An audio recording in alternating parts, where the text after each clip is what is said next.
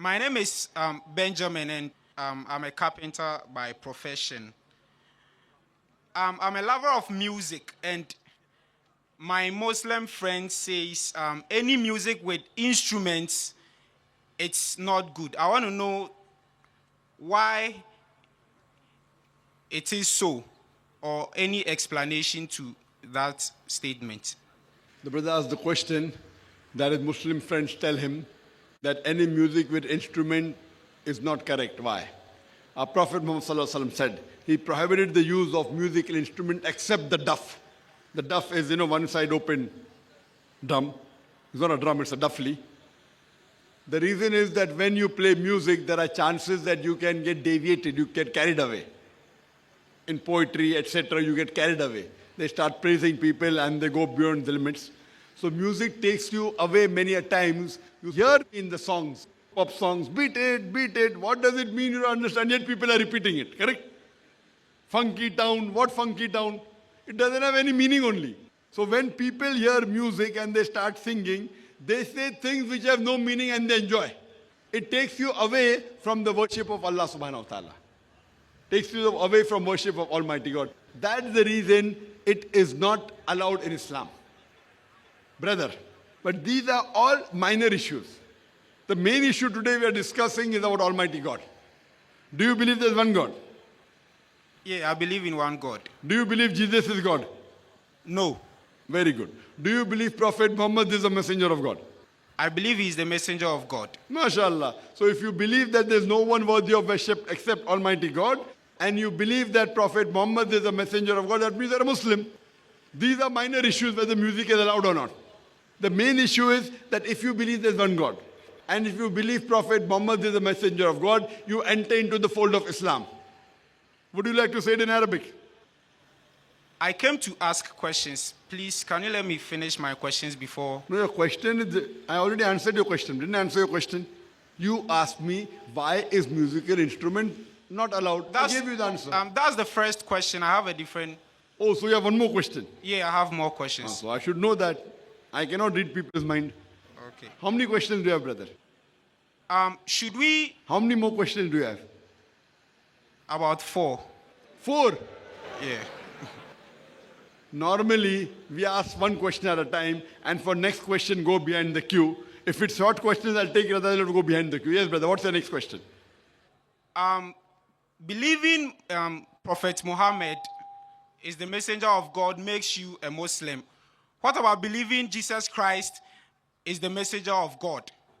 Very good question. If you believe that Prophet Muhammad is the messenger of God, you become a Muslim. If you believe Jesus is the messenger of God, that also makes you a Muslim. You cannot be a Muslim if you do not believe Jesus is the messenger of God. I told you earlier that Islam is the only non-Christian faith which makes it an article of faith to believe in Jesus Christ, peace be upon him. No Muslim is a Muslim if he does not believe in Jesus Christ, peace be upon him. We believe that he was one of the mightiest messengers of God. We believe that he was born miraculously without any intervention. We believe that he gave life to the dead with God's permission. We believe that he healed those born blind, lepers with God's permission. The Muslim and the Christian are going together. But we do not believe he's God.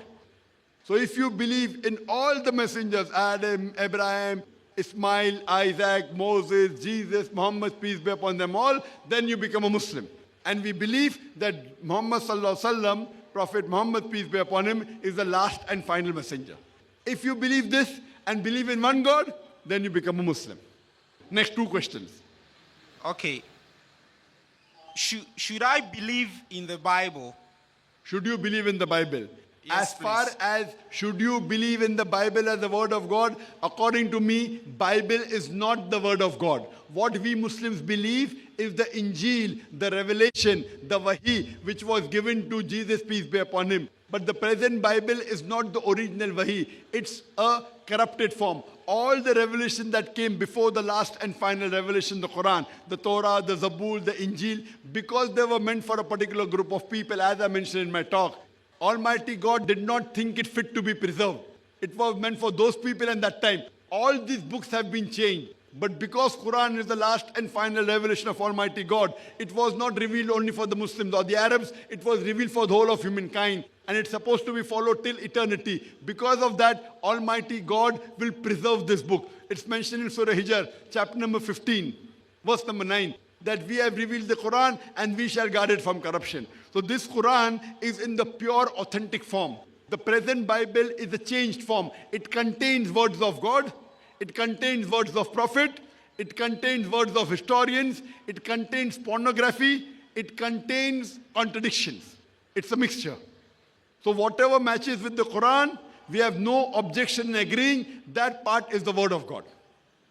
The last question, brother. If you believe the Bible is not the word of God, then why do you quote from? Very good question. If I do not believe the Bible to be the word of God, why do I quote? I quote it because the Christians believe it to be the word of God. For example, the non-Muslim doesn't believe the Quran is the word of God. But because I believe Quran is the word of God, he will point out anything from the Quran I will follow. I will not tell him, why don't you believe Quran is the word of God? Because I believe Quran is the word of God, I have to follow every word, every letter of the Quran. Similarly, I do not believe everything of the Bible to be the word of God, but the Christian believe. Now, because the Christian believe Bible is the word of God, he has to follow every word, every letter of the Bible. As I told you, some portion of the Bible are correct. So I am trying to bring the commonalities between Quran and the Bible. And one commonality is the mention of Prophet Muhammad, peace be upon him. So from the Bible, which I feel is a mixture of correct and wrong things, but the Christian believes everything is correct. So I am proving from that Bible, quoting Deuteronomy chapter 18, verse number 18, Gospel of John chapter 14, verse 6, all these verses, and proving to the Christians who believe that Bible is the word of God, that if you believe in the Bible, you also have to believe in Prophet Muhammad sallallahu alaihi wasallam. And if you believe in Prophet Muhammad, you also have to believe in the Quran. So I am getting him closer to the truth. I am a student of comparative religion. I even quote the Vedas. The Hindus believe Veda is the word of God. And from the Vedas, I get them closer to the Quran. So I hope I've answered all your 4 questions. Or do you have one more question? There are many questions, but I'll put it. No, but for now, you said there are 4 questions. When I asked you earlier, you said 4. Yeah, now I you said many. But your basic 4 questions have been answered, correct? Yeah. And I asked you a question earlier, 2 questions. Do you believe there's none worthy of worship except Allah? And you said yes. I said yes. Do you believe Prophet Muhammad as the messenger of Allah? I believe he's the messenger of Allah. Masha, that means you're a Muslim. So now, what I told you, if you agree that there is no one worthy of worship except Almighty God, Allah, and you believe Prophet Muhammad is the messenger of Allah, these are the minimum 2 requirements for a person to become a Muslim. The other things are later on. So if you believe in these 2 things, you become a Muslim. Would you like to say it in Arabic? Brother, would you like to say it in Arabic? No, I have to make more research. No, when you agree Prophet Muhammad is the messenger of God, khalas, the research, you can yet do more research, no problem. Even I study more and more about Prophet Muhammad. The more I study, the more I like. I keep on reading his seerah, 1 time, 2 time, 10 time, I love it. I'm not telling you after you become Muslim, you have to stop reading. Yet you have to continue. Even I keep on reading the Quran. The more I read the Quran, the more knowledge I get. Correct? So I'm not telling you to stop reading. But if you agree these are the minimum 2 things required, then if you accept it, the chances of agreeing is more. You say you want to learn English. First you have to take admission into the school. Correct? You can't say I will stay outside and then learn. You have to join. And once you join, you start going regular. If you don't join, then you don't go regular. Then the chances of you learning is less. Correct? Yeah. So would you like to join the religion of Islam? You believe there's one God? You believe Prophet Muhammad is the messenger of God. These are the minimum 2 things. According to me, you're already a Muslim. According to me, you're already a Muslim. So if, Muslim means one who submits his will to God. If I believe Muhammad is the messenger of God and I believe there is only one God, should I repeat what you say before I become a real Muslim? No, it's not required. Once you believe, you become. It's between you and Allah. It's between you and God. You don't have to say it in public also. You can even hide quietly and follow the religion. No one can stop you. But normally when you proclaim, the chances you will grow in that religion is more. If your life is in danger and you do it hidingly, it's accepted. You don't have to say it in front of the public. It's between you and Allah. I don't have to interfere with it. But normally when you proclaim it, the chances you will grow in it and the practice increases better. If you say, no, I don't want to proclaim it, no one can force you. Therefore I ask, is anyone forcing you? I ask that question. Forcing in Islam is prohibited. Allah says in the Quran in Surah Baqarah chapter 2 verse number 256, La ikrah fid deen. There is no compulsion in religion. Truth stands out clear from error. But it continues. If you hold the hand of Allah, He will take you from darkness to light.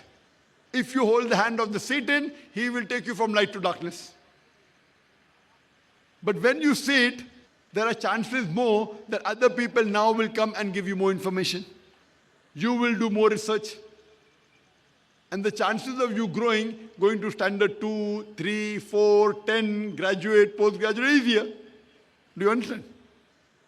So seeing is not compulsory, it is preferable. Would you like to say it? According to me, you're already a Muslim. Would you like to say it? If you want to say yes. Otherwise, no. No one can force you. No, I don't want to say it. Okay, but you believe? Keep on believing it. You can practice even individually, no problem. I would request you to read more. And if you believe that there is no God but Allah and Prophet Muhammad is a messenger, you become a Muslim. And may Allah grant you good in this world and the Akhirah. May Allah put you in Jannah. Thank you. Thank you, brother. Most welcome.